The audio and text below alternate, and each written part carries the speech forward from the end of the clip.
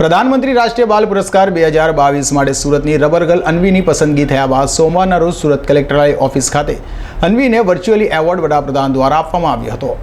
સુરતની rubber girl Anvi કે જે દિવ્યાંગ છે અને શારીરિક તથા માનસિક અક્ષમતા હોવા છતાં યોગમાં તે નિપુણતા છે, ત્યાં રબર ગર્લ અન્વી જાંજુરકિયાની પ્રધાનમંત્રી રાષ્ટ્રીય બાલ પુરસ્કાર 2022 માટે પસંદગી કરાઈ હતી, જેને લઈને સોમવારના રોજ વડાપ્રધાન નરેન્દ્ર મોદીના હસ્તે સુરત કલેક્ટરાલય ખાતે વર્ચ્યુઅલી એવોર્ડ એનાયત કરવામાં આવ્યો છે।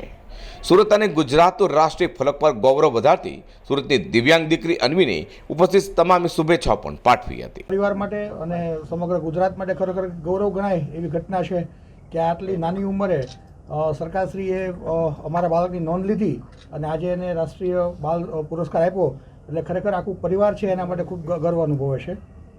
કેવી રીતની તૈયારી હતી અને આટલી બધી સમસ્યાની વચ્ચે તમને એને પ્રોત્સાહન આપવાનું કેવી રીતે વિચાર આવ્યો? જી, નાનપણથી જ જ્યારે એ બાળક અમારા ઘરે જન્મ્યું ત્યારથી જ તે અમને ખ્યાલ નથી કે આટલી બધી વિટંબણાઓ સાથે અને આટલી બધી શારીરિક મર્યાદાઓ સાથે આ બાળક જન્મ્યું છે, એટલે ત્યારથી જ અમે લોકોએ આખા પરિવારે એક જૂથ થઈને નક્કી કરેલું કે આપણે આ બાળકને ઇન્ડિપેન્ડન્ટ બનાવવું છે, કોઈ પર ડિપેન્ડન્ટ બનાવવું નથી।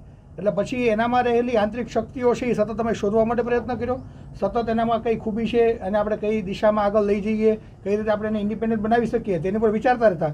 અને એમાંથી એક રાત્રે ખાલી એ બાળક એક સૂતું હતું, એના હાથ પગ એકદમ મરોડીને, ત્યારે એના માતાને વિચાર આવ્યો કે આપણે આ બાળકને ખરેખર આટલી ફ્લેક્સિબિલિટી છે તો આપણે યોગમાં કેમ આગળ ન વધારીએ।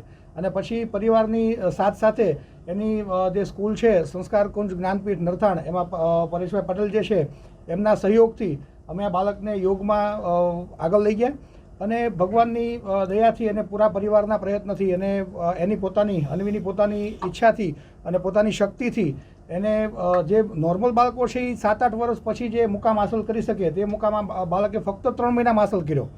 અને 3 મહિના પછી જે યોજાયેલી નેશનલ ચેમ્પિયનશિપ જે હતી યોગની, એમાં પણ એને ગોલ્ડ મેડલ હાંસલ કર્યો। અને ત્યારથી અમારી આજે એક સફળતાની જર્નીથી શરૂઆત થઈ, ત્યારથી અમને ખ્યાલ આવ્યો કે નહીં, આપણું બાળક પણ યોગમાં આગળ વધી શકે છે।